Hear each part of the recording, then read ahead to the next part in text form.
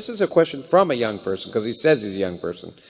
And I think it's important. It relates to the question you just asked. So it said, would you please talk about the bonds between conservative America and Israel? I think perhaps my age limits my understanding. What combination of ideology, propaganda, lobbying, and money makes Israel's security such a sacred American cow? It's a good question, but and these are important factors. I mean, let's start with what's called conservative support from Israel. First, I think some kind of semantic hygiene is useful. There's really no conservatives in the United States. The people who are called conservatives are radical statists, for the most part. That's very different from... there are a few genuine conservatives, which means something like classical liberals, but not many. What are called if you take a look at what's at the Republican Party today, which is the strongest, extreme support for Israeli policies, they have a popular base. A large part of the popular base is Christian evangelicals. They are passionate supporters of Israeli policies, and they're also extreme anti-Semites. If you take a look at they don't say it, but take a look at the doctrines, like the dispensationalist doctrines. Yeah. They're looking forward to a battle in Armageddon, where everybody gets murdered and the saved souls rise to heaven. What happens to the Jews? Well, according to some of these versions, 160,000 of them find Christ in time and they're saved. The rest are condemned to eternal damnation. How can you be more anti-Semitic than that? And in fact, but their support for Israel is because partly, interpretation of the Bible, interpretation of the book of Revelations, and so on and so forth, which leads them to strongly support Israeli crimes, to the extent that, Israel welcomes the support, but it also tries to control them. Like when they try to blow up the Temple Mount and so on, Israel doesn't think that's a good idea, so they block them. But why is the Republican Party, why does it have a popular base like that? That's part of its popular base. Another part of its popular base is people who are so terrified that they have to have a gun in their pocket when they go into Starbucks to get a cup of coffee. That's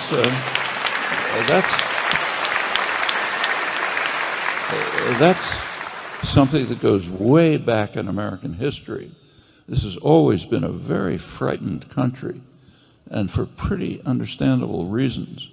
From the very beginning, there were real threats from the people we were suppressing.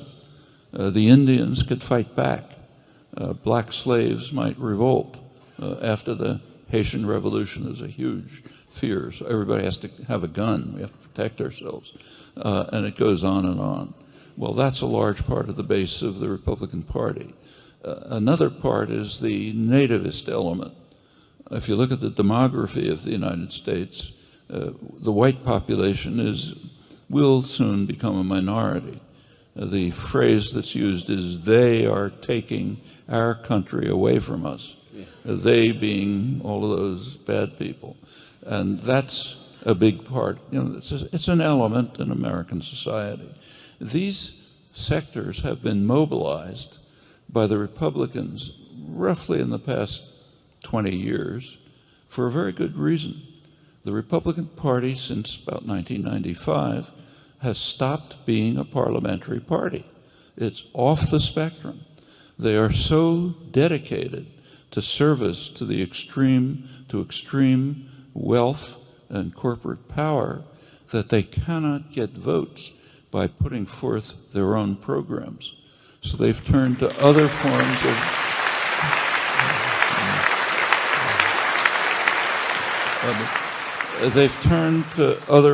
of popular mobilization, what are called, social issues.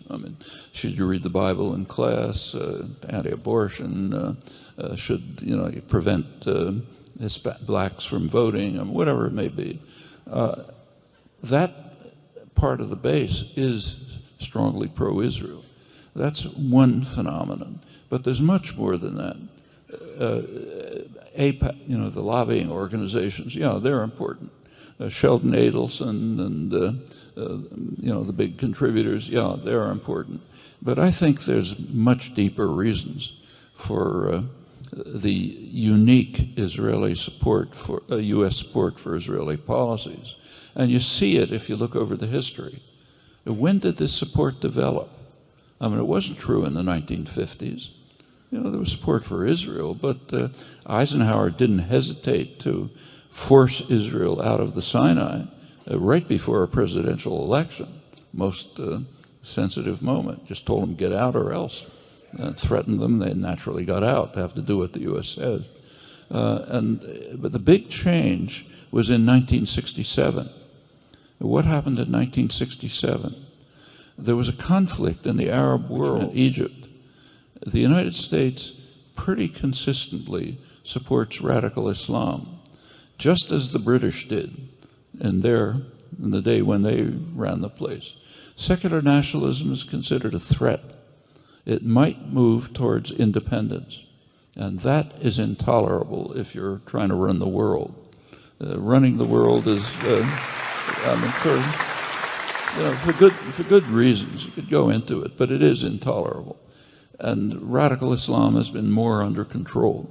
Well, in 1967, Israel administered a lethal blow to secular nationalism.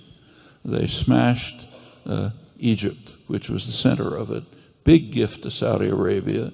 In fact, there was a war going on at the time between Saudi Arabia and Egypt, a kind of a proxy war in the Yemen, and Israel settled it in favor of Saudi Arabia, the main U.S. ally, the extremist, most extreme Islamic radical state, but it's where all the oil is, so that's been the U.S. ally since the 1940s.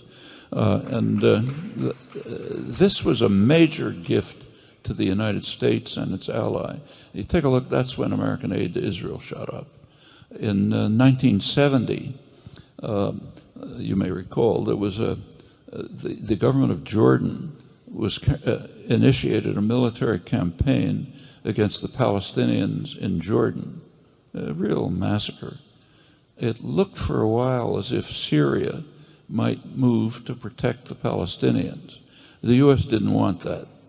The U.S. was completely embroiled at that time in Southeast Asia, couldn't do a thing.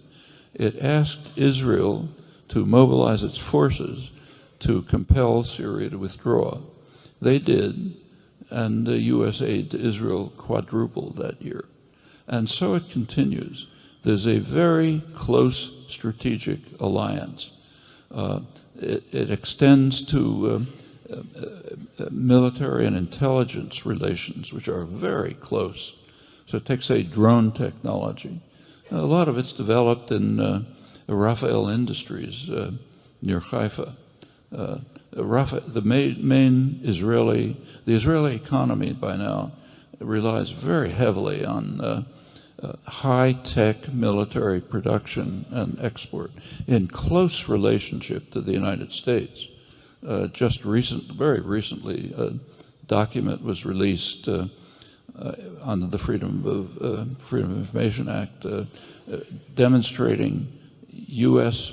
participation, tolerance, and participation in Israeli nuclear and other high-tech developments since about the 1960s. It's very close if you look at the details. There's an interesting article by William Greider that just came out about it, describing some of the details.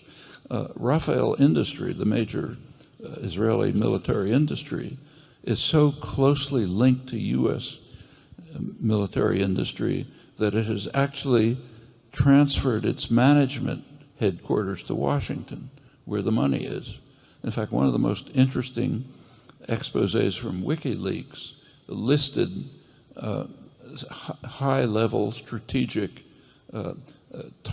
locations that the United States ranked as necessary to protect at all costs. One of them was Rafael Military Industries near Haifa. Intelligence connections have been very close for a long time. These are really significant matters, basic reasons for the continuation of the close relationship. There also are cultural issues, no doubt. One is Christianity. I mean, Christian Zionism goes back before Jewish Zionism, and it's very high level. It's not just evangelicals, it's a high level phenomenon. Lord Balfour, Woodrow Wilson, More evidence that what you believe affects your actions. It does. I mean, for them, these are Bible, people read the Bible every morning. It's God said that the Jews have to go back to the land, the Palestine, land of Israel. Okay, we've got to do it. This is a strong element in high-level U.S. policy. Then there's the popular base, like evangelical Christianity, mostly incidentally since about 1950. There's another relation which I can't prove. You can think about it. It seems to me possible. The United States is a settler colonial society. That's a special form of imperialism. It's true of the United States, Canada, Australia, New Zealand. Specific form of imperialism which you don't just rule the colony, like say the British in India, but you eliminate the population and you settle it. Unique form of imperialism. We're a striking example of it. Well, what's Israel? It's a settler colonial society. I suspect that resonates with Americans. They're doing what we did, so it's got to be something right about it, because we did it, I can't. Okay. There